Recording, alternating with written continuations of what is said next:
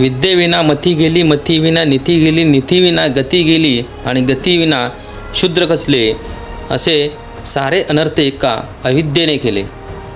मित्रांनो, मी दीपक सर आपल्या या तक्षशिला GS सेंटरमध्ये सर्वांचं स्वागत करत आहे. आज 19 फेब्रुवारी आपल्या महाराष्ट्राचे आराध्य दैवत छत्रपती शिवाजी महाराज यांची जयंती आणि या जयंतीचं औचित्य साधून आमचा जो क्लास आहे तक्षशिला क्लासेस खोतवाडी, तर तक्षशिला हे नाव जे आहे ते नाव ठेवण्यामागं फार महत्त्वाचं एक कारण म्हणजे आपल्या भारतामध्ये एक प्राचीन विद्यापीठ होतं जे पूर्ण जगामध्ये एक विद्येचं माहेरघर असं आपण त्याला ओळखत होतो प्राचीन भारतामध्ये एक 2500 वर्षापूर्वी. आणि ते परकीयांनी जसं आक्रमण केलं तसं ते उद्ध्वस्त करण्यात आलं आणि त्यातून नष्ट झालं आणि यातनं खूप सारे असे पारंगत विद्वान त्यातून निर्माण झाले होते. त्यामुळंच आम्ही आमच्या या क्लासेसला तक्षशिला हे नाव दिलं. त्याचबरोबर आपलं हे यूट्यूब चॅनल ज्यामध्ये खूप सारे जण या ठिकाणी सबस्क्रायबर्स आहात, वेगवेगळ्या जिल्ह्यामधून आपल्या महाराष्ट्रामध्ये आपण विद्यार्थ्यांशी या ठिकाणी जोडलेलो आहोत. बऱ्याच दिवसापासून या ठिकाणी आपले ऑल महाराष्ट्रामध्ये देखील लेक्चर्स त्या ठिकाणी कंडक्ट केले जातात.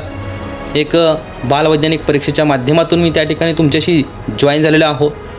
तर आजचा एक व्हिडिओ करण्यामागचं एक कारण म्हणजे आज छत्रपती शिवाजी महाराज जयंतीचं एक औचित्य साधून आम्ही आमच्या क्लासेसमध्ये एक उपक्रम राबवला.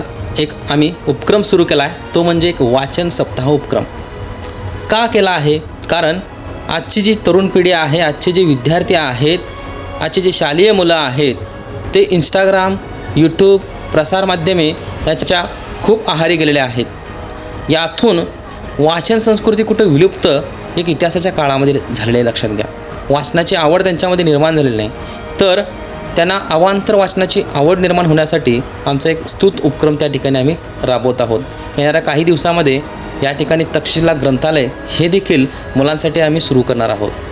त्याचाच एक उद्देश म्हणून आमच्या झालेल्या गतवर्षीच्या बॅचनं, इयत्ता 10वीच्या बॅचनं मुलींनी आम्हाला आमच्या क्लासला काही फार अशी प्रेरणादायी पुस्तकं जी भावी देशाचं नागरिक एक उत्कृष्ट एक चांगलं नागरिक त्या ठिकाणी घडू शकतील असं त्यांना एक प्रेरणा देणारं मुलांना पुस्तक त्यांनी आम्हाला गिफ्ट दिलेले आहेत.